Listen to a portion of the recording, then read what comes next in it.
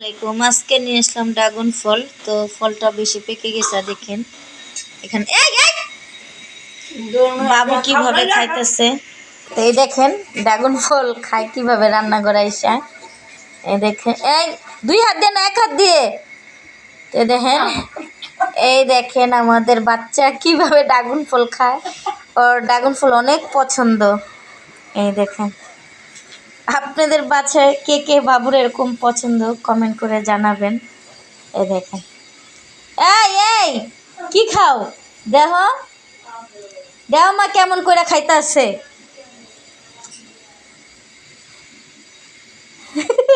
অনেক পছন্দ। হ্যাঁ, এই যে আল্লাহ আল্লাহ গেঞ্জিতে ভরতে আছে। এই দেখেন বিড়াল